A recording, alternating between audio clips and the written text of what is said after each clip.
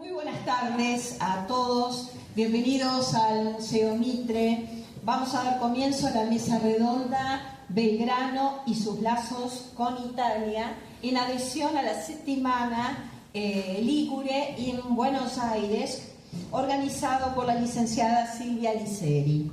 Nos acompañan descendientes de la familia Belgrano, el ingeniero Alejandro Rossi Belgrano, la arquitecta Mariana Rossi Belgrano, ambos titulares como presidentes y vicepresidentes de la Asociación Belgraniana de la Ciudad de Buenos Aires. Nos acompaña también el responsable de archivo histórico de nuestro museo, el historiador y archivista Sebastián Raya. Y bueno, a continuación cedo la palabra a la licenciada Liceri. Les agradezco que nos acompañen y queremos contar con la vuelta de ustedes a nuestra casa, para lo cual los invitamos a que nos sigan por las redes, en nuestras múltiples actividades que estamos realizando. Así que sean todos muy bienvenidos. Tanto el personal como yo, que soy la directora, estamos felices de contar con ustedes en este lugar. A continuación, Silvia les va a contar un poco de esta organización de esta semana. Gracias. Sí, buenas tardes a todos. Mi nombre es Silvia Liceri. Algunos que veo acá en la sala ya me conocen, otros quizás no. Organizo desde hace muchos años la Settimana Ligure en Buenos Aires, que es un evento que comenzó el domingo 6 y va a terminar el próximo domingo 13, discúlpenme.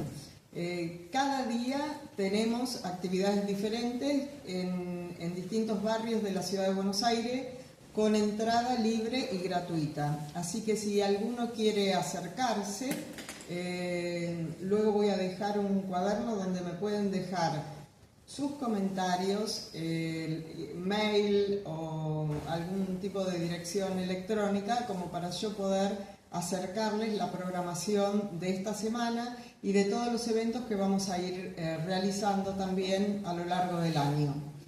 Esta semana cuenta con distintos aspectos de Liguria, porque a veces los ligures son conocidos como genoveses en Buenos Aires, esto por una razón histórica, pero en realidad Liguria es mucho más grande. Y en la época en que vinieron los inmigrantes, la superficie de Liguria también era más grande de lo que actualmente hoy representa. Entonces, tenemos encuentros en cafetería, hablamos de turismo, ya hablamos de medio ambiente, de un encuentro en italiano.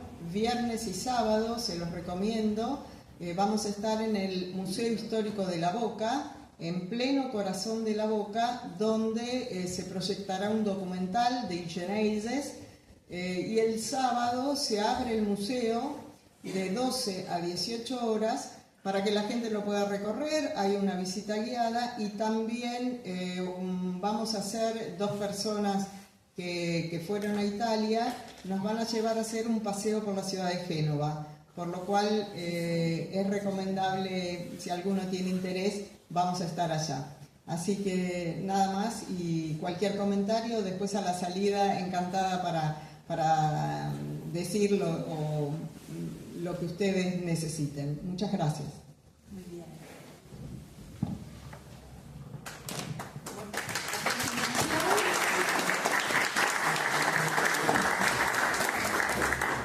El ingeniero Rossi Belgrano nos va a hablar.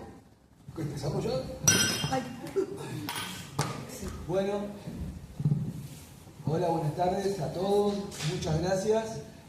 Muchas gracias por acompañarnos. Para nosotros es muy importante contar con ustedes, con su presencia, así que estamos muy agradecidos.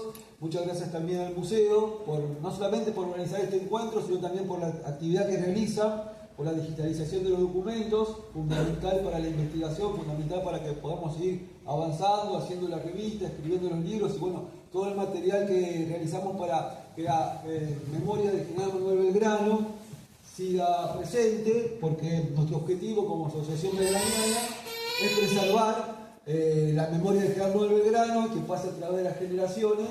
Ahí está. Sí. las nuevas generaciones. Claro, sí, bueno, el trabajo con los niños, con las escuelas es muy importante para nosotros. Así que bueno, agradecer entonces, como les decía, el trabajo que realizan. Y bueno, no sé si quieren decir algo más con el tema de las... No, después hablaré. Perfecto. Empezamos entonces contando brevemente los lazos que une al general Manuel Belgrano, no solamente a él en su cuestión personal como persona, sino también a su familia. Gracias, Gabriel. Ahí está, bueno, y para comenzar a desarrollar el tema, tenemos que saber que el general Manuel Belgrano es originario de una pequeña población. El padre del general Manuel Belgrano, propiamente dicho, Domingo Belgrano Peri, es originario, nació en una pequeña población del norte de Italia, en la Liguria, llamada Oneglia. Esta población, a mitad de camino entre Génova y Niza, podríamos decir, se encuentra sobre el mar. Una población muy antigua, conocida desde el principio de la Edad Media, y también muy rebelde e independiente, que pensamos que eso puede haber definido en cierta forma la personalidad del general Manuel Belgrano. Era un principado, un pequeño principado autónomo que se encontraba rodeado por grandes potencias, como la República Genovesa, el reino de Piamonte y Cerdeña, y esa autonomía que mantenían a rajatabla los definió como un pueblo muy combativo. Por eso estuvieron continuamente durante cientos de años en lucha permanente. Ahí marcamos donde está la ubicación de Oneglia, y también decimos de que Oneglia actualmente es conocida con el nombre de Imperia, a partir de 1930. Pero bueno, a lo mejor de eso te vas a referir vos. Miren, acá se ven las calles, las principales calles de la ciudad de Oneglia, actualmente una parte de Imperia, como les decía, y una de las más importantes es la vía General Manuel Belgrano. No sé si se ve que corre desde la piazza Edmundo Dami, desde la piazza Dante Alighieri a la piazza Edmundo D'Amicis,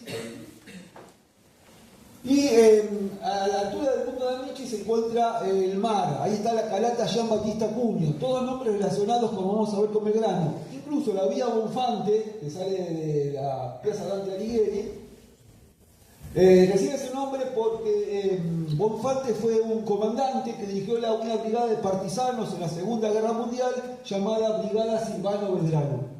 O sea, toda la historia de la ciudad de Oneglia está íntimamente ligada con la vida del general Manuel Belgrano. Esta es una antigua foto de principios del siglo XX donde se ve la vía General Manuel Belgrano, y al fondo, como les decía, los mástiles de los barcos, porque ahí se encuentra el puerto de la ciudad de Oneglia sobre la calata Gian Battista Cuneo. Y bueno, siempre se celebra, se recuerda, se tiene presente en Oneglia la figura del general Manuel Belgrano. Estos son los festejos particularmente muy importantes del 2020, que se hicieron a pesar del COVID, sin presencia personal, por supuesto, pero bueno, las campanas de la iglesia llamaron al arrebato. Bueno, fue una fiesta importante. Y todos los años, en particular el último sábado, se hace que es el primer sábado de julio exactamente, se conmemora la fiesta de la bandera argentina, con la presencia del cónsul, se cantan los himnos. ¿Vos te vas a referir también a eso? Muy bien. La familia del general Manuel Belgrano es originaria en realidad de un pueblito que se encuentra un poquitito más al norte, un par de kilómetros al norte, que es Costa de Oneglia. Costa de Oneglia nació cuando la ciudad de Oneglia fue arrasada por los piratas sarracenos. La población entonces que vivía en la ribera, el río Uneriae, sobre el mar, se vio necesitada de escapar a la montaña, y entonces se ubicaron en Costa de Oneglia.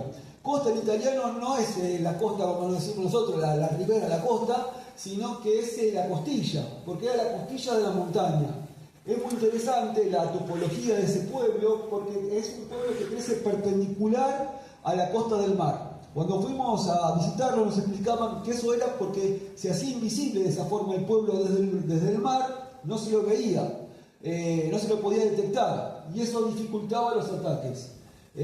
También esos ataques continuos sobre la población hicieron que haya unas construcciones muy especiales, no solamente torres de vigilancia, sino también sobre el diario de la ciudad.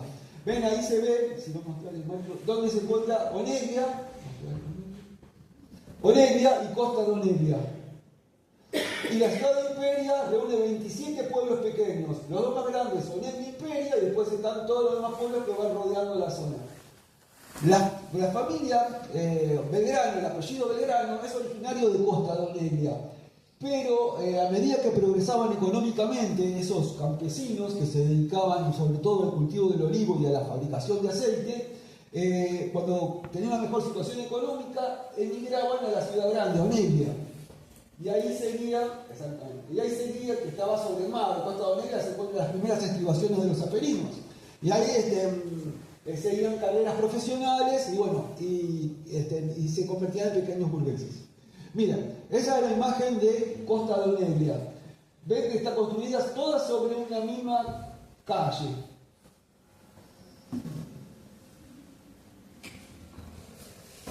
Porque no sé si chicos todavía... Porque teníamos otro archivo que estaba detallado. Esa calle se llama Carruccio. Carruccio viene del término italiano, latino, carratum, que eran los carros. Porque son calles muy angostas que solamente permiten el paso de un carro. Eso era para ralentizar el avance de cualquier incursión. Y las casas, como todas las casas estaban como un continuo, era como una especie de muralla. Entonces los carruchos son una construcción muy común, no solamente en la Liguria, sino en todo el Mediterráneo, porque era para que ciudades que no tenían ejército, que no tenían marina, pudieran defenderse de los ataques. Esa casa, que se ve a la izquierda, la imagen de la izquierda, con una placa que puso el Instituto Virginiano de Rosario en 1955, se consideraba que era la casa donde había nacido el padre de Jerónimo Belgrano. Pero investigaciones posteriores que estuvimos haciendo junto con gente del Círculo Italiano y trabajando con amigos de allá, sabemos que no, que el padre de Domingo Belgrano en realidad no nació en Costa de Oneglia, sino que nació en la ciudad de Oneglia. Al fondo vemos en la iglesia de San Antonio Abad. Bueno, y esos eran los frantorios, o sea, las primeras actividades que hacían los familiares de Jerónimo de Belgrano, sus antepasados. Los frantorios, gongo, era donde se hacía el prensado de la oliva para hacer el aceite.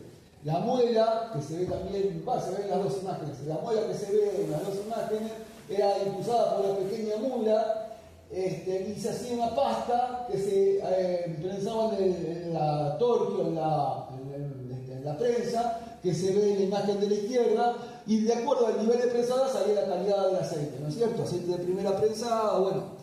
Y ese aceite generalmente era exportado. La ubicación de Oneglia, como un puerto franco prácticamente, un puerto independiente en medio de esos países importantes, hacía que fuera un aceite muy competitivo y toda la economía de la ciudad giraba alrededor de ese producto. Por eso lo llamaban el oro líquido. Bueno, y en 1731 nace el padre de Jerónimo de Belgrano, hijo de Carlos Félix Belgrano y de María Magdalena Peri. La familia Peri también fue muy importante, en un tiempo fue dueña de Costa de Oneglia, y Costa de Oneglia perteneció a los Cavour. Como saben, los Cavour fue secretario de Vittorio Emanuele, y por eso lo llamaban los Cavoulini a los de Costa de Oneglia. No es algo importante, pero es una nota de color. No sé si habrá venido, nos acompaña el representante de la Croce Reale. No vino. Bueno, porque nos dijo que iba a venir. Pero es una nota interesante porque en esta época que estamos contando, la familia Belgrano fue decididamente republicana y antimonárquica. Parecido a lo que pasaba acá en el Virreinato del Río de la Plata con la familia de Jerónimo Belgrano. Entonces vamos a referirnos a esa familia republicana, pero tenemos que decir que en otras épocas la familia de Jerónimo Belgrano también fue monárquica, defendiendo sobre todo los intereses de la Casa de Saboya. Porque aunque se encontraba en zona genovesa y rodeada por territorio genovés, era parte de la Casa de Saboya. Bueno, y acá estos documentos son los que estuvo digitalizando Sebas y que les tenemos que agradecer. Miren, este es un documento de 1790, escrito por el general Belgrano, donde le escribía a su padre desde España, que estaba haciendo sus estudios universitarios, sus estudios terciarios, y decía cada día más y más, deseo hacer el viaje a Italia, Y en este otro documento, acá está traducido, gracias. Ahí está, transcripto, otro documento donde se refiere a los italianos que veía. Y es muy interesante porque dice, muchos son fiorentinos o romanos, porque claro, él estaba buscando torineses, porque Turín era la capital del reino de Piamonte, y entonces se buscaba turineses porque eran los del reino de sus antepasados. Y acá el documento original, que nosotros conocíamos siempre, era la transcripción, gracias Gabriel. La transcripción, pero nunca habíamos visto el documento original, y gracias al trabajo acá del Museo Mitre, acá tenemos el museo original, el documento original. Bueno, y ahora, ¿querés dedicarte vos a leer un momento de ver? Bueno, Mariana.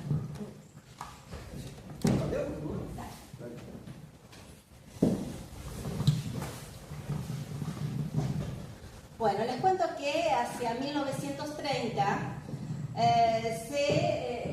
se unifican todos los pequeños pobladitos, entre ellos Oneglia, Costa de Oneglia, Puerto Mauricio, y se funda la ciudad de Imperia. Para conmemorar ese acontecimiento tan importante, se decide diseñar un mural, se construye el Palacio Municipal, y allí entonces se hace un mural de 9 metros por 4 metros, en donde están representadas las dos ciudades más importantes de Imperia, que van a ser a la izquierda Puerto Mauricio y a la derecha Oneglia. En ese mural se está representando al río Impero. Esas dos ciudades que les acabo de nombrar rivalizaban desde tiempos inmemoriales. Entonces, estaban separadas solamente por un pequeño río, el río Impero. De ahí toma el nombre luego esta unificación, Imperia. El río está representado por esa figura femenina que hay en el centro, y de ambos lados se representaron a personalidades ilustres de ambas ciudades. A nosotros nos corresponde especialmente la que corresponde al margen derecho, en donde están representados, por ejemplo, Edmundo d'Amicis, que pertenece el que es propio de Oneglia, nació en esa ciudad. Está representado Juan Bautista Cunio, muy importante, que fue también el primer biógrafo de Giuseppe Mazzini, y estuvo relacionado también con la inmigración italiana que partió de Italia rumbo a la Argentina en 1862, pero lo más importante está la figura del general Manuel Belgrano,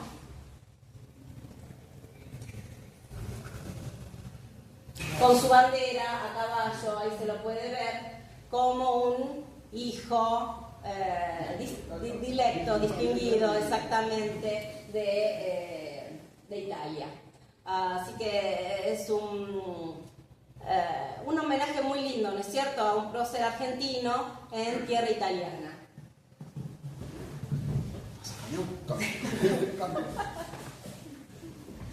Bueno, disculpen. Sigamos entonces. Entonces, de los antepasados del general Manuel Belgrano, el geniarca, o sea, uno de los primeros, actualmente se encuentran antepasados más, pero bueno, uno de los primeros es Pompeo Belgrano. Pompeo Belgrano tuvo a cargo una tarea muy importante porque, como les decía, la ciudad de Oneglia, que había sido un principado independiente, pasa a integrarse al reino de Saboya-Cerdeña hacia 1585. Y entonces, el reino de Saboya, el ducado por aquel entonces de Saboya, no tenía salida al mar. Y a través de Imperia de Oneglia podían conseguir la salida al mar que tanto buscaban. Entonces, para asegurarse esa salida al mar, acá se ve, miren, a ver, la parte blanca arriba, la parte blanca al norte, ahí está, es Saboya. Al sur, gris, más abajo, no, abajo todo, es el mar. Toda la franja del medio es la República Genovesa. Y la parte blanca esa es, lo blanco ahí es exactamente eso, es el Principado de Oneglia. Si Saboya conseguía la L invertida, esa tal cual, esa L de ahí, se aseguraba la salida del mar. Entonces era importantísimo para ellos conseguir ese territorio. Entonces, pero en ese territorio, que la Casa de Saboya lo pretendía por derecho de herencia, en realidad era algo muy forzado, era muy difícil que se adjudicaran. Bueno, va a arbitraje y el encargado por parte de representar a los intereses de la Casa de Saboya en ese arbitraje es el notario Pompeo Belgrano. Cuando va a ser el acuerdo estaba presente el capitán Pellegrino Amoretti, que era una de las cosas que también queremos contar. Bueno, así que ese es el antepasado de Hernán Belgrano, muy importante. Y la Casa de Saboya se hizo de ese territorio porque fue vendido por la familia de los Doria. En el mural que les contaba recién Mariana, también se ve la figura del gran navegante Andrea Doria, que es nacido en Oneglia. El castillo de Oneglia fue construido por los Doria y ahí había una iglesia donde tenían una capilla muy importante.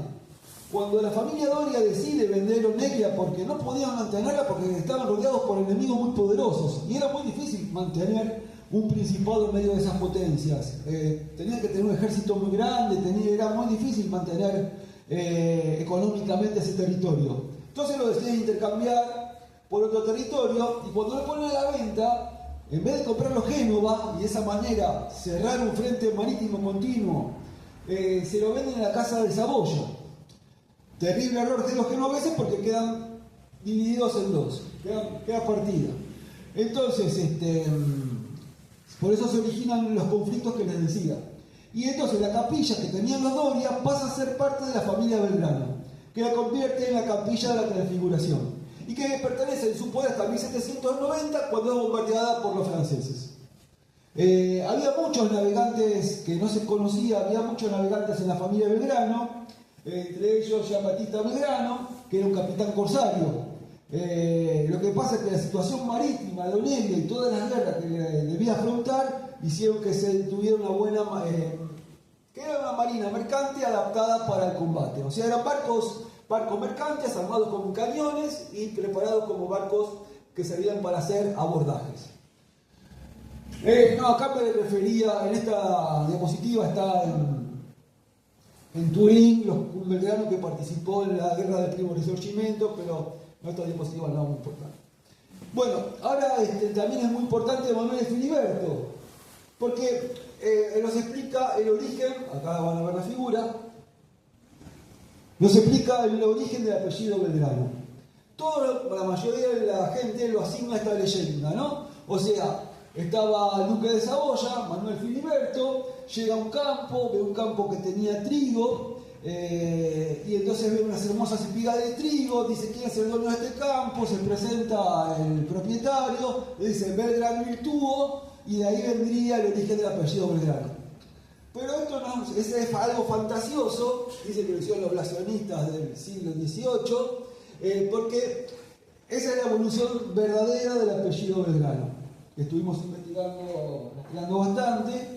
Y entonces los primeros que vivían en Oneglia fueron unos partisanos, unos guerreros del rey Berengario, los berengarianos. Eso posteriormente se fue modificando. En Ligur la R no es fuerte como la nuestra, por eso Farina es Fainá, ¿no es cierto? Esas modificaciones, sino que es más parecida a una L. Y entonces el Belganos da lugar al Belgrano actual, que posteriormente es latinizado nuevamente como Belgranos, pero bueno, fue una adaptación para los documentos religiosos y cuestiones doctorales y de abogacía. Bueno, esa es la verdadera progresión del apellido Belgrano desde los antiguos guerreros berengarianos. En el mural también se representa a Mundo de Amicis, el autor de los Apeninos a los Andes, ¿no es cierto? Reconocido escritor que estuvimos acá de visita en Buenos Aires y que fue muy bien recibido. Y lo que es muy interesante es su vinculación con el nieto de Hernán Belgrano, Carlos Vega Belgrano, que estuvo viviendo durante mucho tiempo en Europa, sobre todo en Alemania, escritor también, el director del Diario El Tiempo, mecenas de artistas, por ejemplo, gracias a él Rubén Darío escribe cosas profanas.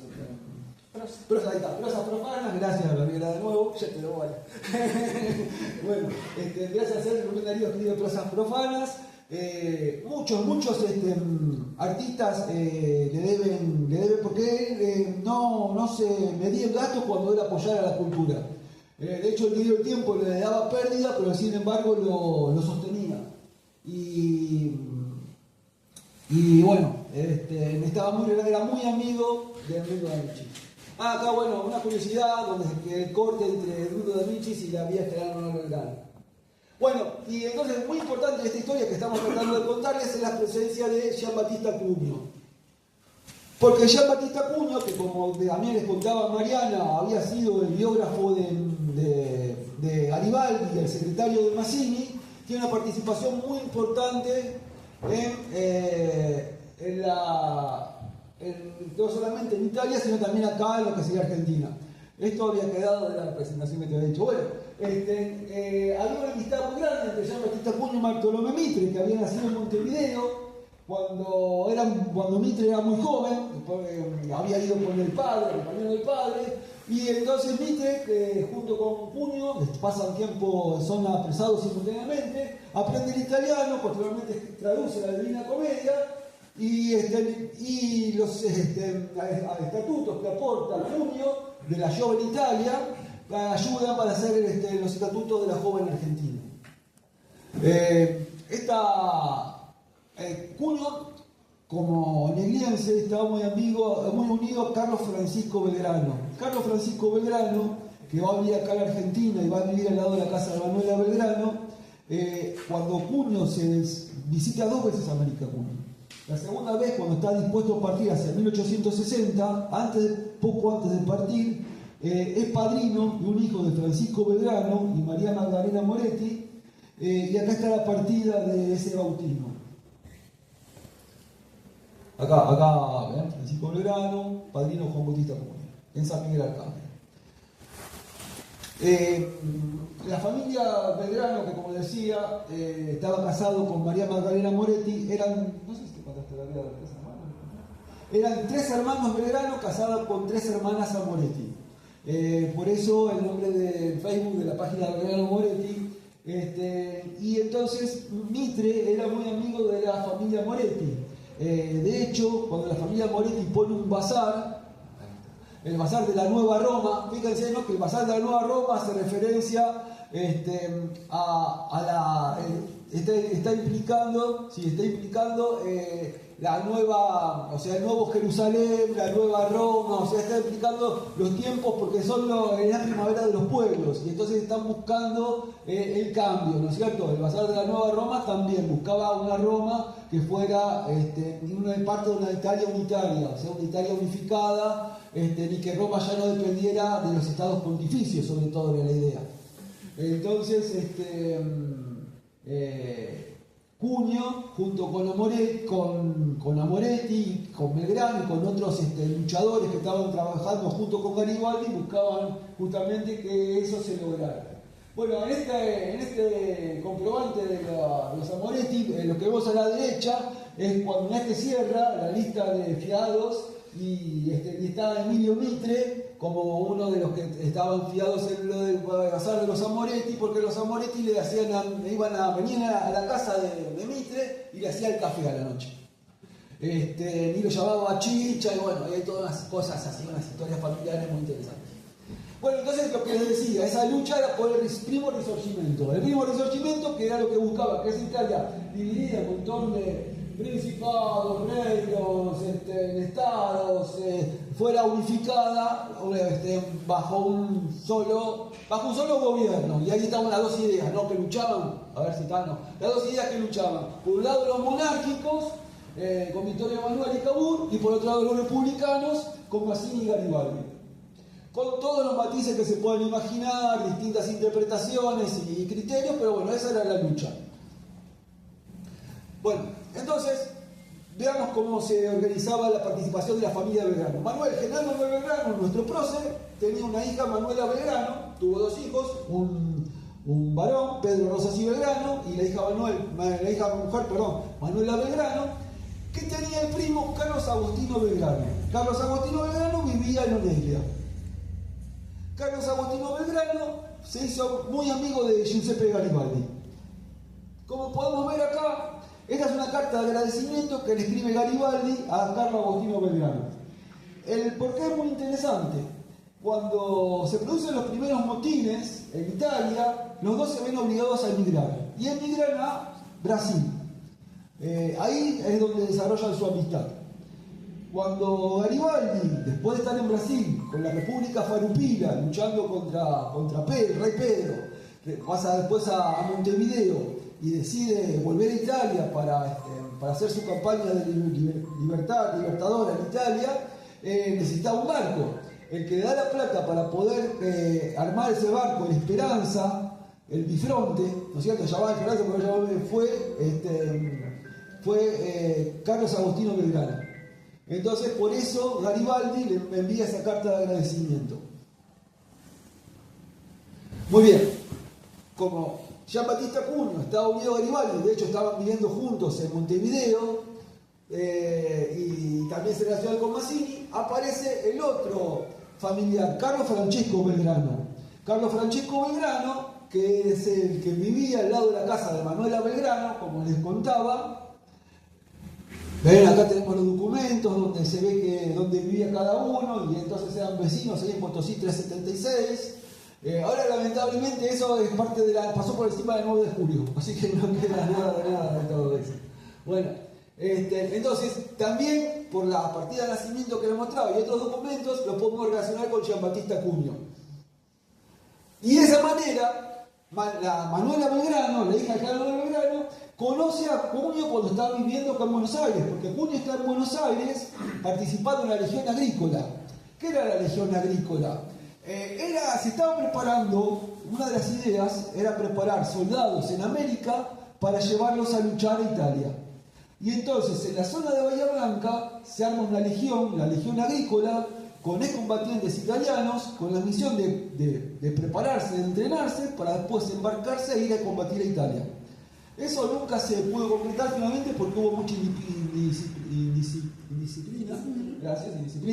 y la legión finalmente se disolvió. Pero bueno, era el proyecto. Y en eso participaba activamente Gian Battista Cuneo. También en la donación de los 1000 fusiles para Italia, que se hicieron acá obras en el Teatro Colón para reunir dinero e enviar fusiles a Italia. Bueno, y entonces Manuel Belgrano no solamente conoce a Gian Battista Cuneo, que se encuentra acá, sino que comienza a cartearse con su primo, con Carlos Agostino Belgrano. Y acá tenemos entonces la carta que le envía Manuela Belgrano a Carlos Agostino Belgrano en 1860, donde dice: felicitamos a usted por el placer que va a tener de ver al pariente y amigo señor Cuneo, mientras que a nosotros nos queda el sentimiento de perderlo. Que sean ustedes muy felices, es nuestro deseo en medio de este pesar. ¿Qué le está diciendo? Le está diciendo que Cuneo es un amigo, pero también un pariente. ¿Y por qué es pariente? Porque es el padrino de Francesco Belgrano, el hijo de Carlos Francisco Belgrano. Entonces, por eso lo reconoce como un pariente. Y entonces, junto con esa carta, le envía un libro. Y justamente es el libro de Mitre. Es la primera biografía sobre el general Belgrano, que acá vemos la dedicatoria al señor don Juan Bautista Cuneo, su amigo Manuel Vega Belgrano. Manuel Vega Belgrano es el marido de Manuela Belgrano, noviembre de 1860. En el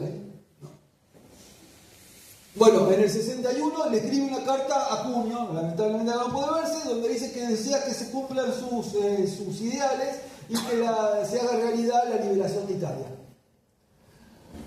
Bueno, el hermano de Carlos Francesco Belgrano, Francesco Simone Belgrano, ahí está, vemos que era hermano, tiene una tipográfica en Onelia. La familia Belgrano siempre estuvo muy relacionada con el mundo editorial.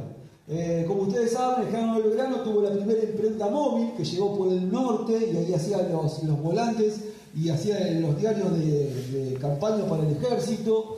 Ya les conté que el nieto del general Belgrano fue el director de Diario El Tiempo. Manuel Vega Belgrano, el marido de Manuela Belgrano, también incursionó en el mundo de la escritura. Bueno, y la familia italiana también. No solamente está la tipográfica que tuvo, la tipográfica Gilini, allá tenemos a Giacomo, que es descendiente de Francesco Belgrano. No solamente tenemos la tipografía Gilini, que ellos dicen... ¿Cómo se dice Gilini? ¿Cómo dicen Gilini? Gilini, ¿cómo decís? Gilini. ¿Qué? Gilini. Sí, bueno, no solamente la tipográfica esa, sino que tenía otras tipográficas en otras partes de Italia. Bueno, y en esa tipográfica que le contaba, publican un diario Il Pensiero, que es un diario republicano.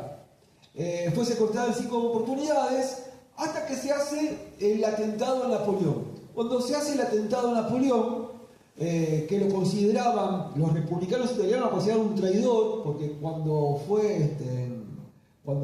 Roma fue supuestamente liberada por Mazzini, Napoleón se puso de parte de los cruzados, de los que se devolvieron al Papa y que lucharon contra los republicanos. Entonces los republicanos italianos consideraban a Napoleón un traidor, por eso lo hicieron un atentado contra él, y escribieron un artículo que se llamaba Napoleón es salvo, Napoleón está a salvo, criticando o lamentando lo que había pasado. Cuando pasa eso, Cavour decide arrestarlos y cerrar el diario. Y entonces eso produce una reacción por parte de Mazzini que lamenta que hayan sido detenidos. Acá está. Bueno. Gilini. Ahí está, Gilini. Gracias. Muy bien. Bueno, y entonces lo que es muy importante también para nosotros es que se relaciona el libro, o sea, el libro que envió Manuela Belgrano, el libro de Mitre, la biografía sobre Manuel Belgrano que envió Manuela Belgrano, con la tipográfica de Francesco Belgrano, porque ese libro es puesto a disposición de Giambattista Gaudo, un historiador local, un historiador oneliense. Y con ese material, en un libro de su autoría, escribe la primera biografía en italiano del general Manuel Belgrano, en 1872. Muy bien. No, pero ahí está. Bueno, ya estamos cerrando la charla, luego podemos contar un poquito, es la actividad de la familia Belgrano en la sociedad operaria del Mutuo Socorro, fue una de las primeras sociedades operarias. O sea, a ver, Mazzini decía de que si la iglesia era el símbolo, o sea, si los templos eran los símbolos de la iglesia, los castillos eran el símbolo del rey, los cuarteles eran el símbolo de los militares, las sociedades operarias tenían que ser el símbolo de los trabajadores. Y entonces propuso la fundación de sociedades operarias, con un proyecto también no tan claro de que esas sociedades operarias no tan, ¿cómo les puedo decir? No se podía percibir, pero estaba latente en ellas, de que fueran utilizadas como herramientas para liberar Italia, porque siempre estaba latente la idea de que Italia había que librarla y que esas sociedades operarias tenían que ser la semilla donde naciera el sentimiento para que Italia fuera liberada.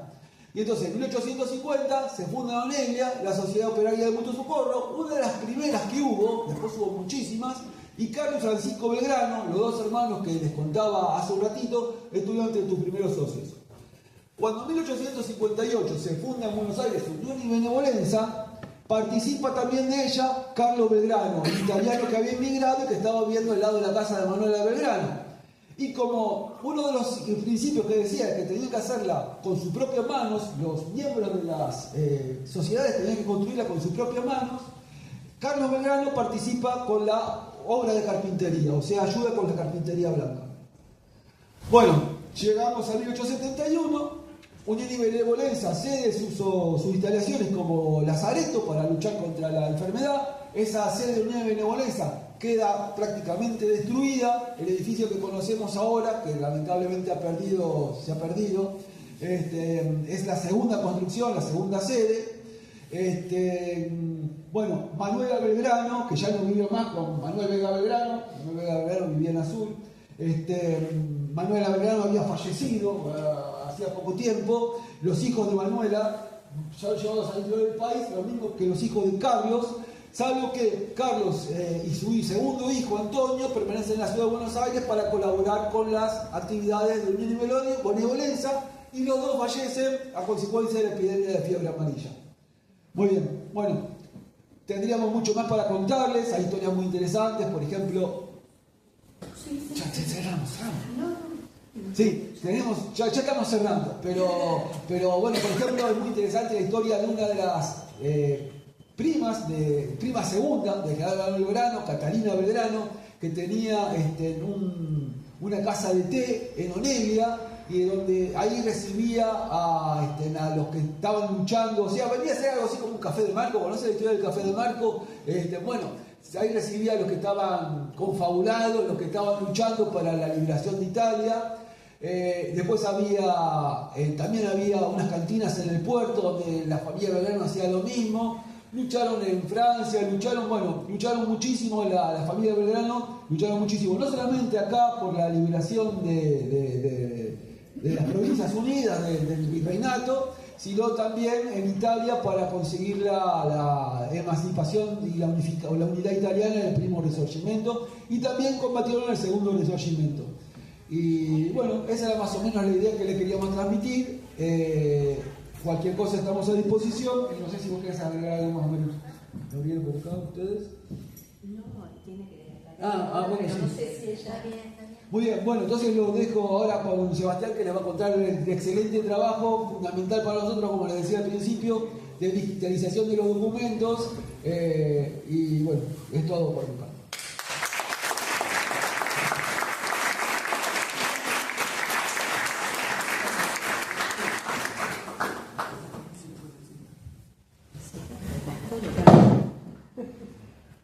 Buenas tardes, ¿escuchan bien ahí? Bueno, yo como... Más fuerte, si habla, porque habla bajito. Sí, como responsable del archivo de Mitre, tengo bajo mi guarda 65.000 documentos. Son documentos que Mitre recopiló a lo largo recopiló y produjo a lo largo de su vida y las funciones que él tuvo en toda su carrera, ¿no? Y esos 65.000 documentos, solamente 444 son los que recopiló para hacer la historia de Belgrano. Y uno podría decir, solamente 444 para hacer toda esa historia, considerando que, por ejemplo, para el fondo de San Martín tenía 7.600 documentos. Entonces uno dice, ¿por qué tan pocos, no? Y eso se explica un poco por la forma en que Mitre fue recopilando esos documentos. Él tenía, bueno, seguramente todos saben que había un círculo de intelectuales en donde se intercambiaban documentos, donde se expresaban sus opiniones, sus sueños intelectuales, de qué le gustaría escribir, qué le gustaría investigar. Y en ese contexto, con personalidades de la época, como Carlos Calvo, como Juan María Gutiérrez, como Andrés Lamas, en su momento Mitre tenía ganas de escribir esa historia de Belgrano en una idea historiográfica mucho más amplia. Entonces, bueno, le fueron dando documentos, le fueron donando, le fueron señalando, mirá, tenés que ir a este lugar que acá hay documentos de Belgrano. Entonces eran muy específicos, no es que les daban cajas y cajas de documentos, sino que le iban diciendo, acá hay documentos, acá hay otros documentos, acá tengo 5 documentos. Todos esos documentos también, el intercambio epistolar entre estas personalidades también lo tenemos nosotros. Y así Mitre se fue haciendo de esos documentos que a la hora de la digitalización que hicimos, la idea no era solamente digitalizar los documentos y largarlos para que todo el mundo los vea y listo, ¿no? Sino que la idea principal era, meternos en la mente de Mitre, qué es lo que estaba buscando Mitre cuando recopilaba esos documentos, cuando aceptaba esos documentos o cuando él los iba a buscar. Y más allá de la historia que él escribió, ¿no? Él quería, cuando uno va a los documentos, podemos encontrar que están bien divididos y se nota bien la diferencia de los tipos de documentales que tenemos, ¿no? De acuerdo bien a las funciones que tuvo Belgrano también a lo largo de su vida. Y podemos encontrar una sección de documentos que son papeles personales. Uno de ellos mostraron uno, pero una serie no son muchos, pero son documentos muy interesantes, muy personales de Mitre, de Belgrano. No sé cómo los pudo conseguir, si se los dio a la familia, no sé cómo los consiguió. Pero, por ejemplo, está el acta de bautismo de una de sus abuelas, de 1751. Mostraste algo ahí. De ese tipo de documentos hay, ¿no? También hay un documento muy interesante de Belgrano escribiendo en latín al Papa de esa época, a Pío VI, donde le pide permiso a ver si puede leer los libros prohibidos, que estaban prohibidos en ese momento por asuntos jesuitas y demás. Ese tipo de documentos. Y después también hay cartas con sus hermanos, con sus padres, certificados de nacimiento, de bautismo de él, también de sus padres.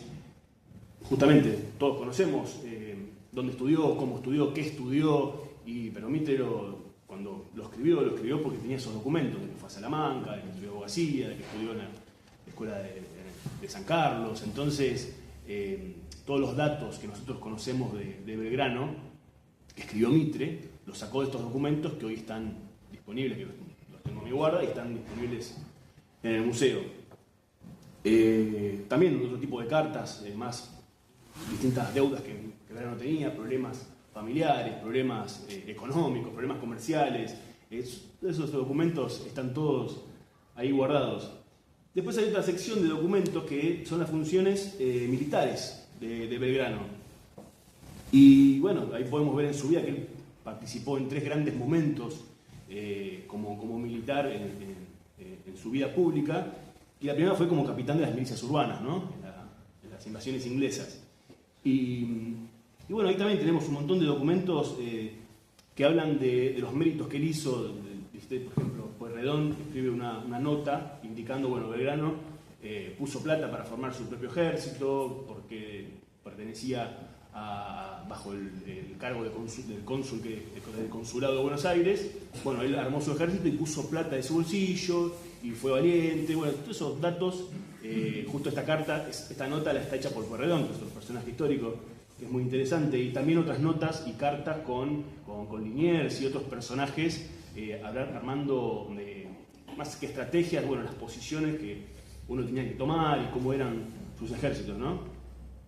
Después otra función militar que cumplió, que es como jefe de la expedición a Paraguay, y ahí también es un cuerpo bastante interesante de documentos, porque Belgrano actúa como nexo entre Buenos Aires y Asunción, que eran 2 espacios geográficos y políticos que no se llevaban muy bien, y entonces Belgrano hizo de nexo primeramente en su función militar, que no le fue bien, pero en estas cartas, si uno las lee de corrido, las lee todas juntas, entiende que si bien era una especie no de invasión, pero sí de, bueno, viene la revolución desde Buenos Aires y ustedes tienen que aceptarla porque vamos por lo mismo, y si no aceptan, lamentablemente vamos a tener que hacer la guerra y va a correr sangre.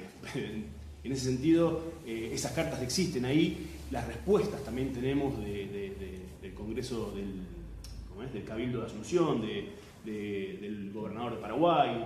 Todas esas cartas las tenemos también guardadas. Y después su otra función militar, que la cumplió en 2 periodos distintos, que es jefe del Ejército Norte, ¿no? Esa es una de las partes más interesantes de este fondo, porque, bueno, están todas las cartas que se escribió con San Martín, con Güemes, con Rivadavia, bueno, con los distintos gobiernos de Buenos Aires, y ahí realmente se puede armar, uno puede leer esas cartas y entender cómo fue el día a día de esa revolución, de 1811 a 1814 y después de 1816 a 1819, ¿no? Que son los 2 periodos donde él participa, pero también tiene documentación con gobiernos de Cuyo, con gobiernos de Alto Perú. O sea, la verdad que es un epistolario bastante amplio y bastante interesante, ¿no? ¿Cómo? Un montón, hay más de 45 cartas con San Martín, también muy personales, y el fondo de San Martín hay otras cartas que son de Belgrano. O sea, podríamos hacer el trabajo de buscar cuáles son las cartas que escribió San Martín a Belgrano, y de Belgrano a San Martín, a ver si se puede buscar el diálogo, ¿no? Pero bueno, tenemos un montón de esas cartas y están en estas funciones militares, ¿no? Y después, bueno, sus funciones diplomáticas, como dije antes, que él fue cónsul de Buenos Aires. Y en esa función, él tiene muchos los escritos conocidos cuando se habla de Belgrano y la educación, Belgrano y la economía. Bueno, todos esos escritos los escribió él siendo el responsable del consulado de Buenos Aires.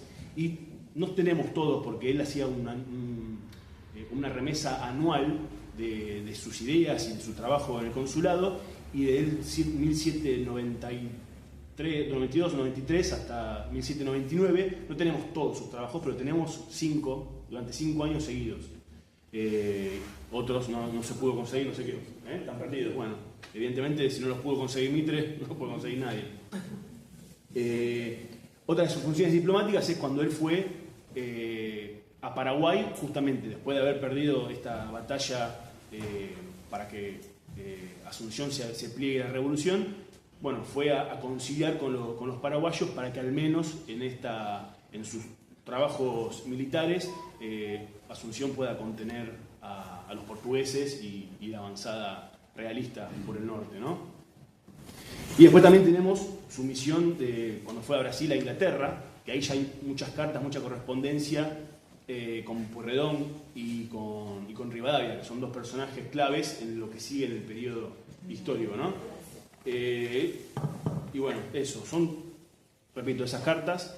La importancia de lo que tenemos, y creo que estamos conversando hace un rato, de que por ahí hay muchas instituciones que tienen documentos históricos que son públicos y que por ahí los esconden y lo dejan guardado o no quieren decir lo que tienen para que las investigaciones que se hagan sean propias y se puedan adueñar de ese contenido histórico. Y nosotros en el Museo Mitre tenemos la política de, si tuviésemos más recursos, haríamos muchos más eventos y muchas más acciones para que todos esos 65.000 documentos estén disponibles para que cada uno pueda venir, verlos desde su casa, pedirlos y tenerlos. Nos encantaría tener una página web en donde vos puedas ingresar y tener el documento. Entonces, el único inconveniente entre el documento público que tenemos nosotros y que ustedes puedan acceder es de recursos. Pero de nuestra parte, nuestra visión como museo y como archivo es que esos documentos que un poco narran la historia de nuestra nación y que son la reserva de nuestra identidad como argentinos, la idea sea que todos puedan acceder y que nosotros podamos hacer todas nuestras acciones para que pueda estar todo digitalizado, para que se pueda acceder libremente. Así que bueno, muchas gracias.